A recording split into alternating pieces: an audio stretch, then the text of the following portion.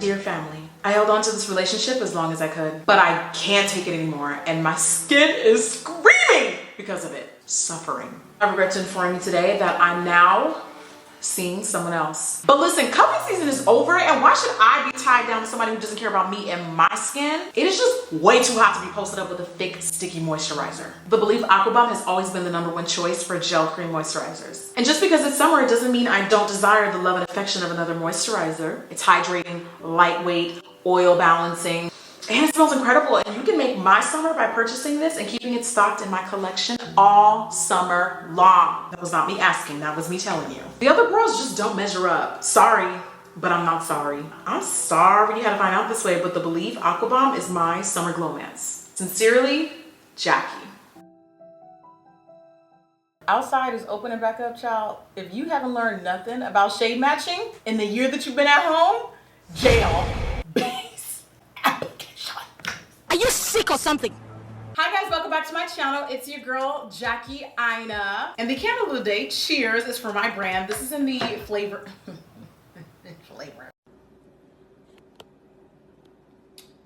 That is amazing. Wow. Like, oh my God.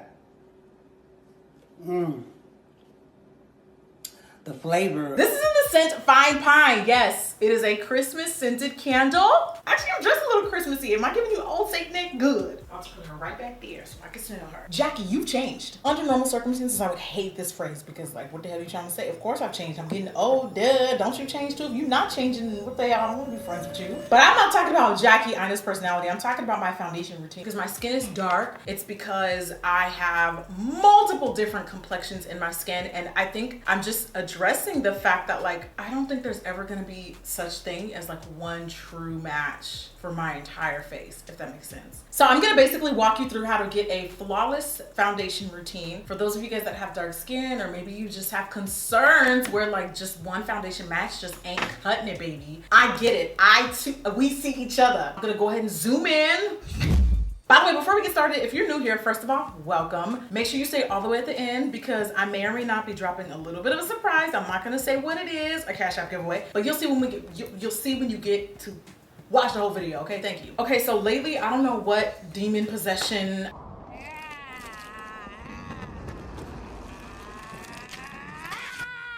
I don't know what second coming of Christ has been going on with me, but I've been kind of doing eyes first. Are you sick or something?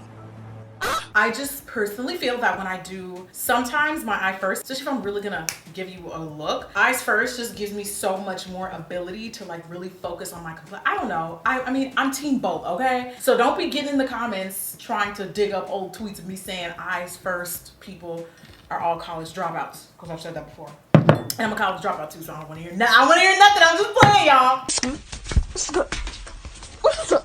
I do have oil combination skin and I am pro primer. I'm using the NARS. It is the matte oil-free shine primer. I'm gonna brush my brow hairs upwards. I apply translucent powder underneath my foundation. This is something that I do frequently because, like I said, I have oily combination skin. This is a great oil controlling technique. It's also a great technique to help makeup last so much longer. Shout out to my goss because I've literally been doing this ever since I saw Elizabeth Forever talk about this technique. Bomb. She was the one who actually put me on, but he did invent it. He did, and he rightfully deserves credit. Now, because this is a complexion-based video, I'm so sorry I won't be doing eyes on camera. I will be right back.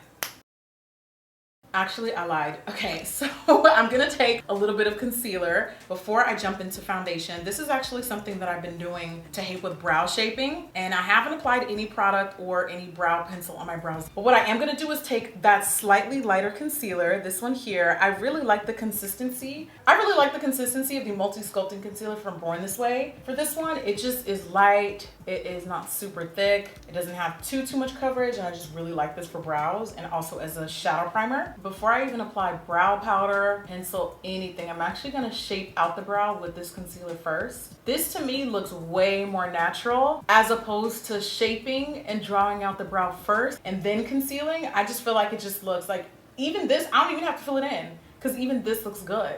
And it just contributes to, in my opinion, the flawless base application. Look, outside is opening back up, child. If you haven't learned nothing about shade matching in the year that you've been at home, jail. Okay, jail time. Jail.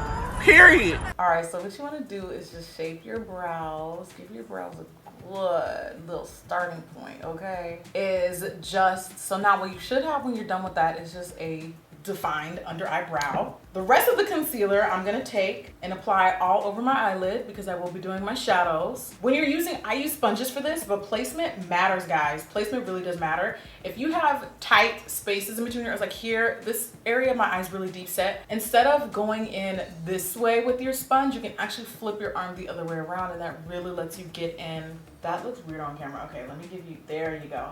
So it's really letting me get in the tight, deep set corners of my eyes so that the concealer is even and consistent. And why does this matter? Because the shaping doesn't just take place on your face. The shaping, the sculpting, the shading takes place on your eyes too. So let's get that area to where it needs to be so that even when we apply shadow, it's all cohesive with the rest of the base. Now, another reason why I've been doing eyes first lately is because it kind of allows me to clean up any areas that I maybe I'm not the most proud of. With the shadow, I can clean it up with concealer. There's just so much versatility. Now, once again, I don't always do eyes first, but I have been finding that, yeah, like eyes first kind of making points. I see what y'all did. Okay, so my eyes are done, and the worst thing that I feel like I've done in the past with my makeup is just going straight all over with foundation. Okay, it's not the worst. I'm being a little dramatic. But when you do that, guys, and you are multi-tonal like I am, like naturally, even if you're not black, let's just talk about the facial anatomy, all right, that we all know and see physically. Most of the time, we're darker, a little bit up here, because you know, that's where the 5 be hitting the sun, the solar eclipse. This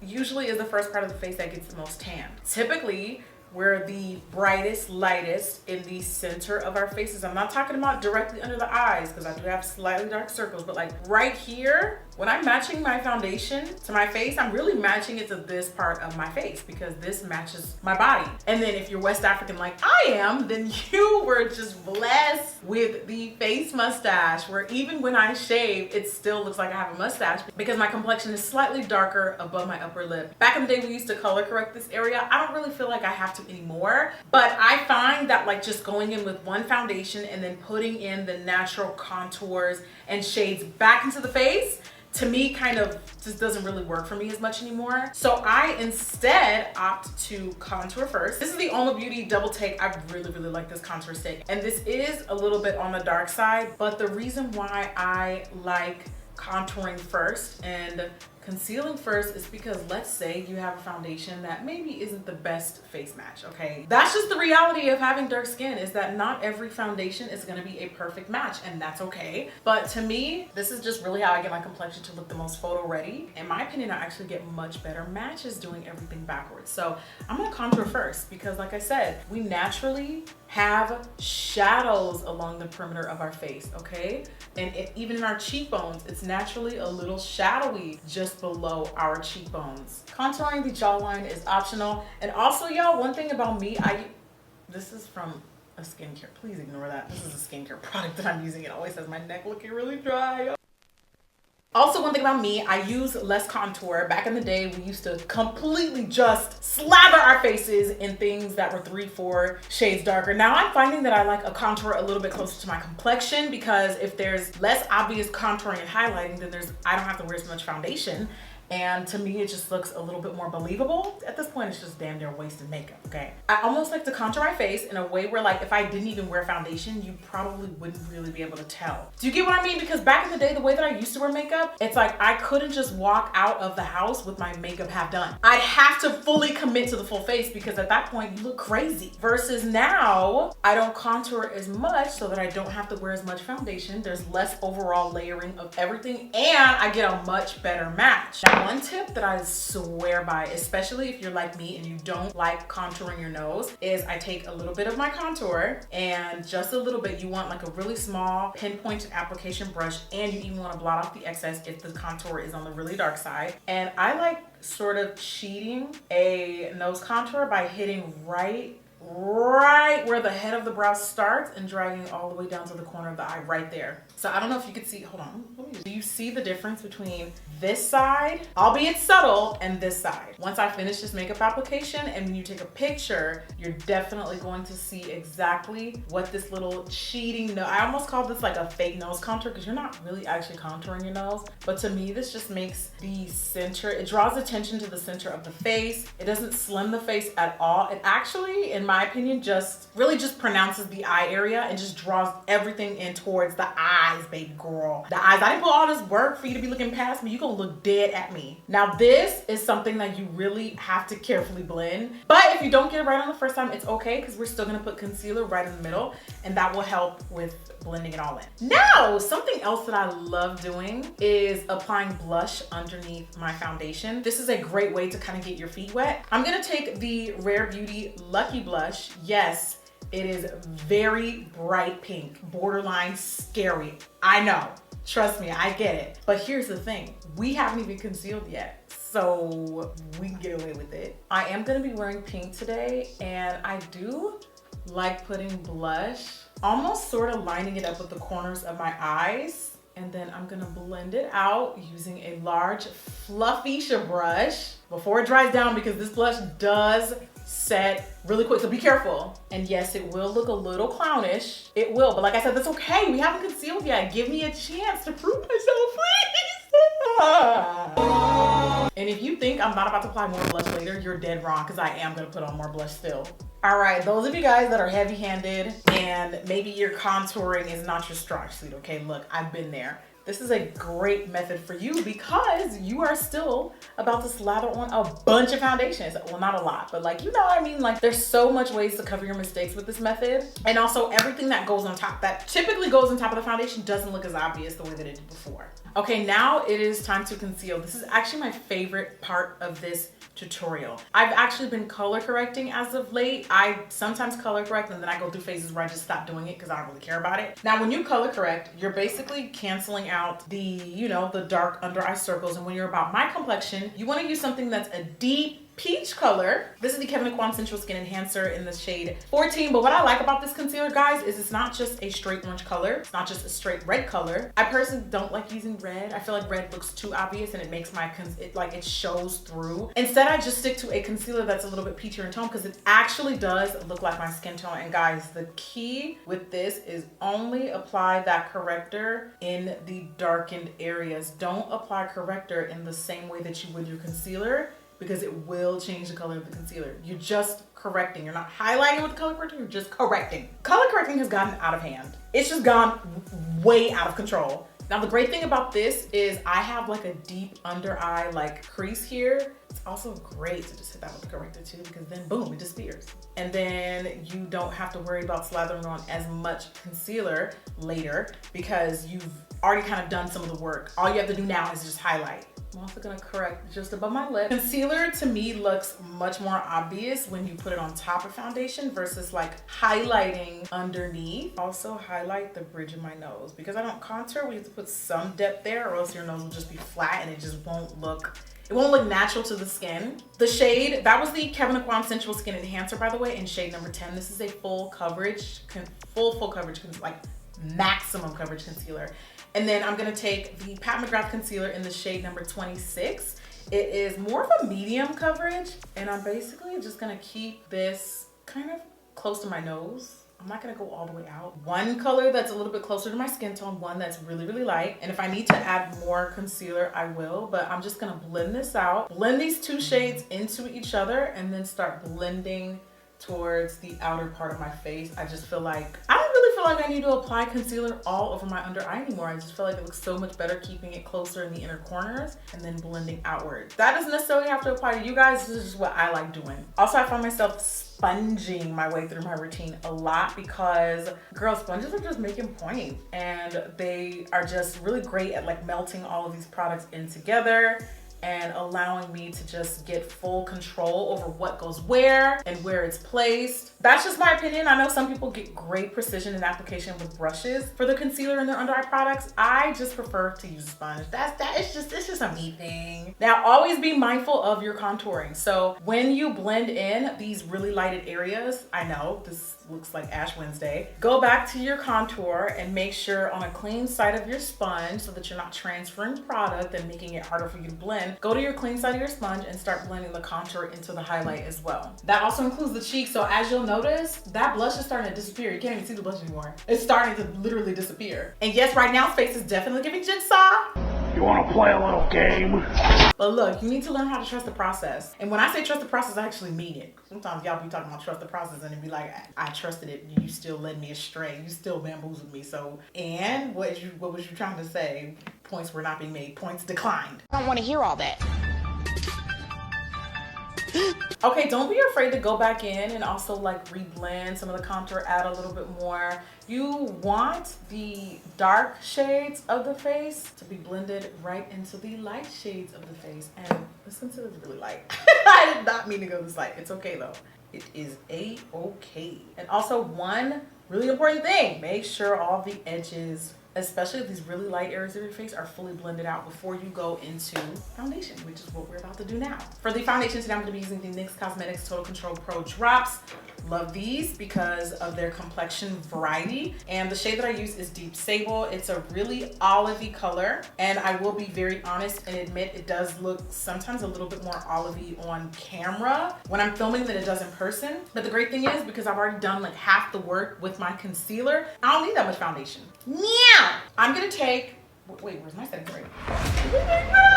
Instead of waiting to finish your foundation, okay, like you typically used to do, Suzette, this would be the time to take your setting spray and actually start using it with your foundation because you get way more longevity out of it when you do this. This is actually not the preferred setting spray of choice. It's just the one that I have because I'm in my office, and it is the Pure Matte Mist. I'm gonna take a drop of that foundation, and before I hit my face, I'm actually gonna spray my brush, and sometimes I take a bit of the foundation and even blot it off. And starting around my mouth area, I'm gonna start applying that product. I'm not applying a ton. I'm not applying a ton, but the little bit that I applied is gonna go a long way. We're gonna spread that foundation as much as we can. And as you can see, it's still spreading. Like, I'm still seeing the coverage. I am still seeing it cover. Now, what you need to do, non-negotiable, is go over with the rest of whatever is excess on that brush, go right over the under eye area. You can also do this with a sponge, by the way. And then also the last step, still haven't added more foundation, I'm going over my 5-head.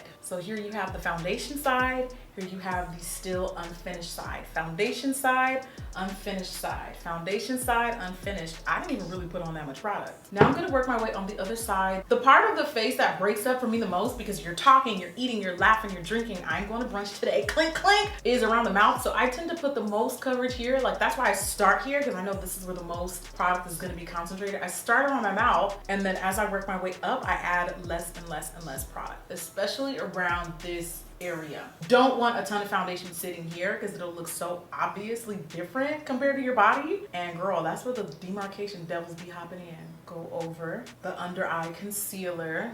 As you can see, what we have is a full coverage complexion, but you don't see everything sitting on top of the foundation. You see everything sitting and blending with the foundation. Now, another thing that I like to do with the rest of the foundation that's on my palette, I'm just gonna take a little bit of that leftover. And when I say a little bit, I really mean a little bit. Don't get carried away. I'm gonna go right over my concealed under eye. Seems counterproductive, but it's actually not. Like, you're still gonna be highlighted for the gods, but it's just not gonna be looking too obvious and standoutish like it used to. And then also go over the center of my face, go over the entire face without actually adding tons of more product. I'm gonna add some setting powders. I don't really use Huda setting powders a lot, but today I'm gonna be using Cinnamon Bun to set under the eye. And Cinnamon Bun looks like it's right about my complexion, I think. Let me see. Yeah, that's just about my complexion. So normally when you highlight under the eye with powder, you like to go a little bit lighter. I actually double layer my under eye powder. Sometimes I take something that's close to my skin tone first, just with a sponge and just with a little bit. There's literally no excess powder under my eyes. Like you cannot, you see, she don't move. Also highlight the center of the face with that same shade. And then, okay, this is gonna be a little intense, but I'm really gonna pack on the powder around my mouth because my skin's oily. I don't know what to tell you, my skin's real oily, girl. In the corners of my nose, this is especially helpful for those of y'all who, I have a whole video dedicated to why your foundation never stays on your nose. I did a whole video talking about this, but powder, translucent powder is gonna be your best friend if you have an oily nose. More than foundation on your nose is. In fact, I would tell people like, please don't put foundation on your nose. Like it just will move, it will move. Now it's gonna be the time where I do my brows. And the reason why I do my brows is because I actually like incorporating bronzing into my brows. So I'm gonna do my brows and come right back. Bronzer, as we know it, is not only good for bringing the bronzeness back to your complexion, but girl, it's also great to help enhance the brows. I'm gonna take the Mcgrath Cosmetics Dusk to Dawn palette created by Neon MUA. And this bronze palette is bomb, y'all. Like the depth, the variation, there's 4 of these, and I've been using these since they launched last year. Similarly to how we took that contour color and we started basically shaping the inner eye area, I'm also gonna take a bit of the bronzer, starting once again in the same spot at the head of the brow. I'm gonna start pushing some of that bronzer color into our brow. And this is a great way to kind of soften out the head of the brow. If you have trouble really getting too strong of a brow, just do this. Use like a fluffy brush, a blending brush, and just soften it out. And to me, this helps not only enhance the contour that we added earlier, but it helps, like I said, soften out the brow. I am gonna use the bronzer color from this palette, and I don't really need a ton because we contoured so efficiently earlier that really this is just going to kiss some of the parts of my complexion. This is really just me being extra. And then naturally, after I bronze, I do like to blush. But before I do blush, I'm gonna take a slightly lighter translucent powder. This is my secret little trick. It's not really a secret, but this is like my little secret trick to really get everything to pop on the complexion. Okay, so I'm gonna take this super light color, also from Huda Beauty. This is the shade Banana Bread. I'm gonna hit the center of my forehead with this powder, the center of my chin, the bridge of my nose, and then right under my eye for a little peekaboo highlight without really adding a ton of product on my brush. This is just really a little lick. And then when I apply blush, my favorite way to apply it is while I'm actually still baking, because what you can actually do is soften out, soften out that under eye powder by kind of working around it. Like to me, I don't know, the under eye powder around the blush just makes it look not as harsh on the skin, and it almost kind of softens it out a bit. And then whatever is left over from the under eye powder, because there will definitely still be some there, you just kind of gently sweep it off, and this will help soften out how the blush will look on the skin. And that is pretty much it. And the end result will look like this. All right, y'all, so that is an in-depth look about why I do my foundation routine a little bit different. If you're new here, maybe that breakdown will be a little bit more comprehensive for you. If you guys have any questions, of course, hit the comments down below. And speaking of comments, if you reached the end of the video, it is time for the Cash App giveaway. Clink, clink, clink, clink, clink. Today, I'm giving away 500 cold, hard American Zolas. All you have to do is be a subscriber, okay? Of course. Leave a comment. It could be a question related to the video. It could be a comment talking about how good I look. Whatever you want the comment to be, just make sure you're a subscriber and you leave a comment and like the video. That's it. And at the end of your comment, leave your cash tag. That's all I require of you. Do not just leave your cash tag. Just dropping your cash tag in the comments is very spammy show, okay? I'm trying to give back to my subscribers, my supporters, but I gotta know you're a supporter, so leave a genuine comment and I'll be picking one winner to get 500 Zolas. That's pretty much all you have to do. If you guys enjoyed today's video, please make sure you like it. I think I already suggested that, but yeah, go ahead and like this video. Thank you guys for watching and hanging out with me on today's video. If you guys wanna see another one, I'm gonna leave it linked right here. And let's be real. This is probably your 5th video, so you might as well throw in another one. Exactly.